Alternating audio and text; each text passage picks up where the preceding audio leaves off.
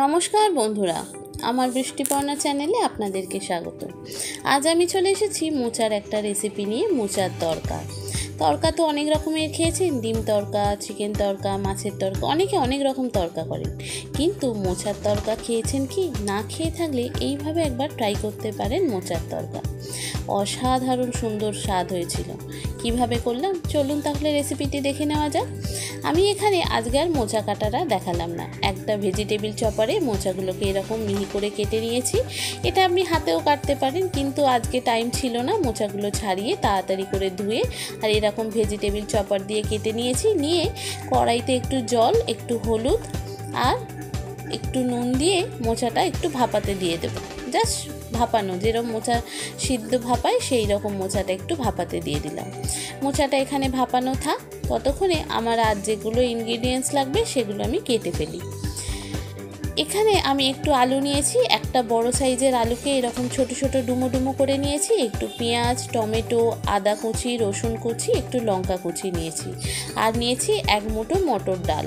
তো এই দিয়েই আমি করব মোচার তরকা।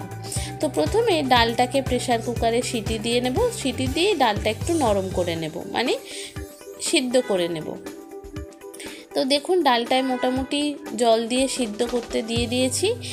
এবার ডালটা নামালাম, নামাতে এখানে মোচাটাও দেখুন ভাপানো হয়ে গেছে। এবার মোচাটাকে আমি কি করব, একটা ছাঁকনিতে জল ঝরাতে দিয়ে দেব। আর সিদ্ধ করার দরকার নেই, মোচাটা একদম মিহি করে কাটা, একটু ভাপানো হয়ে গেছে, তার মানে হয়ে গেছে।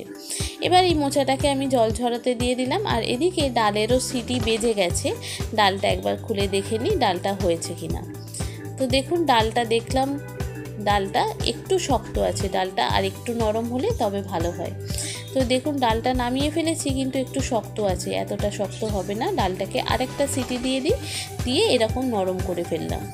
এবার এটা থাক এক সাইডে। এবার আমি কড়াইতে পরিষ্কার করে কড়াইতে সর্ষের তেল দিলাম, পরিমাণ মতো সর্ষের তেল দিয়ে এই রান্নাটি পুরোটাই সর্ষের তেলে হবে। তো সর্ষের তেল দিয়ে প্রথমে যে আদা, রসুন, কাঁচা লঙ্কা যেগুলো নিয়েছিলাম সেগুলো এক এক করে দিয়ে দেব। দিয়ে এগুলো ভালো করে ভাজতে থাকবো। তরকাতে যেরকম আদা, রসুন, পেঁয়াজ এক এক করে ভাজতে হয় সেই রকম এটা ভাজবো, খুব ভালো করে এটা ভাজবো। এটা মিডিয়াম টু হাই ফ্লেমে ভাজবো। ভাজার পর এটা যখন খুব ভালো করে ভাজা হয়ে যাবে, যে আলুটা কেটে রেখেছিলাম ডুমো ডুমো করে, তো সেই আলুটা এর মধ্যে দিয়ে দেব। বন্ধুরা, রেসিপিটি যদি ভালো লাগে তাহলে আমার চ্যানেল বৃষ্টিপর্ণাকে অবশ্যই সাবস্ক্রাইব ও ফলো করে দেবেন, আর পাশে থাকার বেল আইকনটি অন করে দেবেন। তাহলে ভিডিও আপলোডের সাথে সাথেই আপনাদের কাছে নোটিফিকেশান চলে যাবে ভিডিও আপলোডের। কেমন হলো রেসিপিটি অবশ্যই পুরো ভিডিওটি দেখে আমাকে কমেন্ট করে জানাবেন। যদি ভালো লাগে তাহলে একটা লাইক ও শেয়ার করে দেবেন। দেখুন আলুগুলো ঢাকা দিয়ে দিয়ে ভাজতে ভাজতে ভাজা হয়ে গেছে, আলুগুলো একটু নরমও হয়ে গেছে। এবার যে মোচাটা জল ঝরাতে দিয়েছিলাম, ভাপানো মোচাটা, সেটা দিয়ে দেব। দিয়েই আলু আর পেঁয়াজ, টমেটো সবের সঙ্গে খুব ভালো করে ভাজবো। খুব ভালো করে যখন ভাজা হয়ে যাবে, তারপরে এক এক করে বেসিক মশলাগুলো এখানে দেব। পরিমাণ মতো নুন দেব, হলুদ দেব। আপনি যদি চান খুব বেশি ঝাল খেতে, পরিমাণ মতো লঙ্কা দিতে হবে। তো আমিও এখানে জিরে গুঁড়ো, ধনে গুঁড়ো, নুন, হলুদ আর লঙ্কা, যেহেতু আমি কাঁচা লঙ্কা দিয়েছি, খুব একটা ঝাল আমরা খাই না, তো গুঁড়ো লঙ্কাটা আমি একটু চেক করব তারপরে দেব। যদি খুব বেশি ঝাল হয়ে যায় তখন তো আমরা কেউ খেতে পারবো না, না?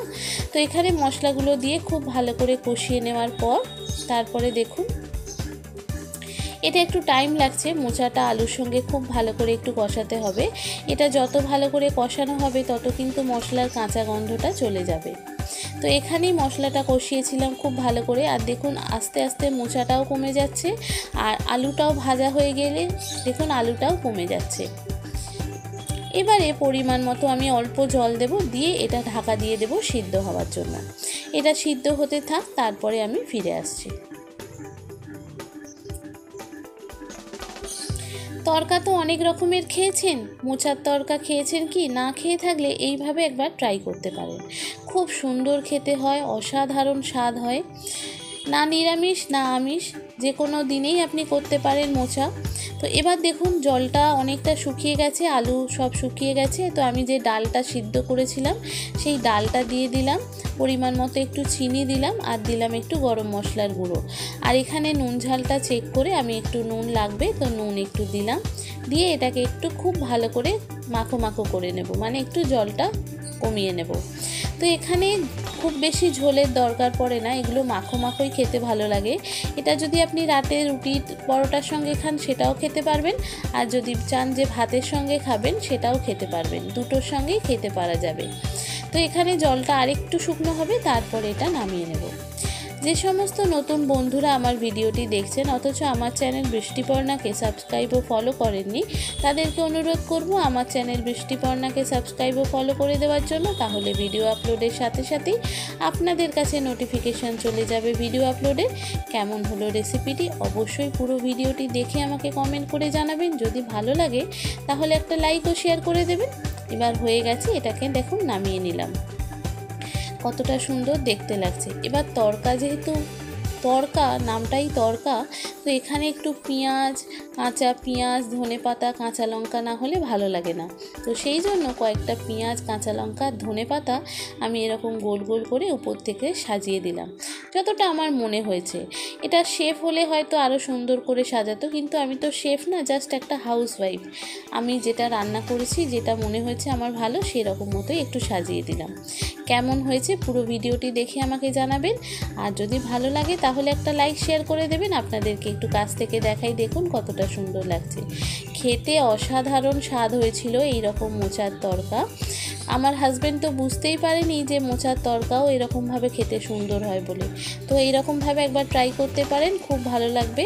কেমন হলো জানাবেন।